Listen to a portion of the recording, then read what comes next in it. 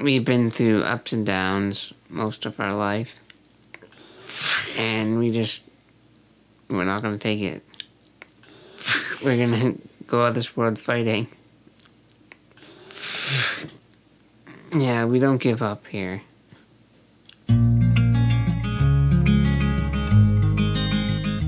Brothers don't always get along, they don't always like each other. JT, as the younger brother, was already somewhat of a caregiver from an early age. Those two were just inseparable.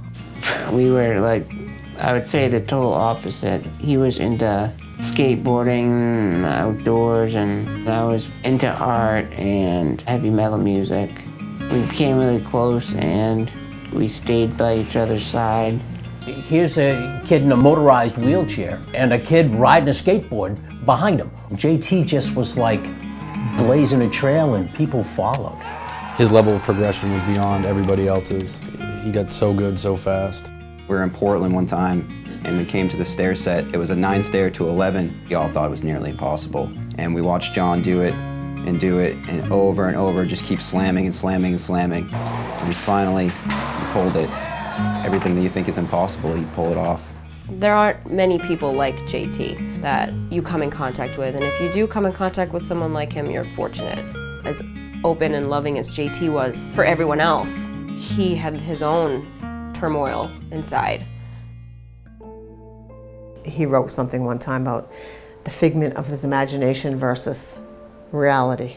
He didn't know where the line was sometimes. He said, "Mom, what if I get trapped in hell and the doors close forever and I can never get out?" I don't know how to answer that. Schizophrenia is one of the most serious mental illnesses that we face in behavioral health. This is an illness that really tears families apart. It's easy to take care of Michael, but we couldn't take care of JT. Except to love him, you know. He knew we loved him, I know that, but we couldn't fix him. I knew something was going on because his behaviors were very alarming that week. It was JT's choice to stop his medication, and unfortunately the consequences were not good, but it was still his choice. Well, I get a text from somebody that said, "Did you know John Norton?" And I said, "What do you mean, did know?" And like, right then and there, like, my heart dropped. I just can't imagine the pain that he was in. During the last months of college, my brother took his life. I had realized that I should make a documentary about my brother. I think Michael is a very realistic person.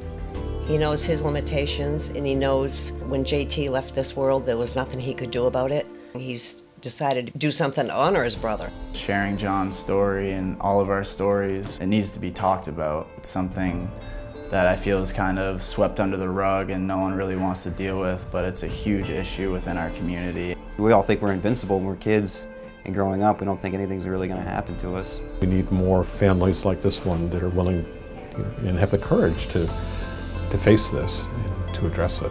When people talk about JT, or if they, they know that kind of what our family's going through and stuff, and I'll say, but I said, Michael's working on a really incredible project. So that kind of turns it around to like uplift. I think the fact I've been through a lot of stuff definitely helps me going forward. And art helps.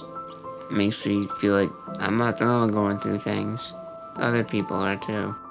Working with these families, you have to help prepare them for the idea that their son is, may die at a very early age. But to have that happen for an entirely different reason in the same family, to have a terrible mental illness like schizophrenia affect the other son, it's just devastating. Any other rational, sane human being might have been tempted to give up on their own if they'd seen that happen to their brother. And, I don't think that's going to happen to Michael. I think even though he is limited in his weakness, he's so strong psychologically and mentally.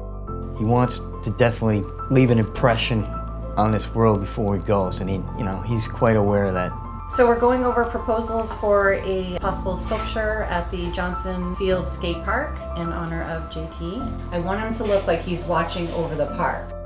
JT came to the Parks and Recreation Committee meeting. I believe he was in either 7th or 8th grade at the time.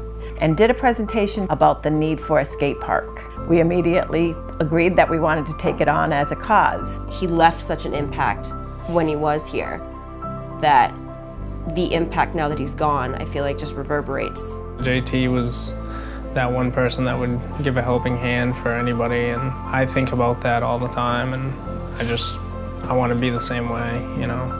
He'll be a legend forever in this town and community. It's okay to be sad sometimes, you know. It's just life. You have to have the darkness to appreciate the light, I guess, and, you know. I just feel like people need to have a little bit of happiness in their grief. You can't dwell on the negativity of the situation, because if you do, you'll never get out of it. We got to take care of this. We got to, you know, pull together as a family. JT always said, even in some of his writings, he said that his brother would always be at the front of his mind no matter where he was, because he loved his brother that much. I believe they saved each other.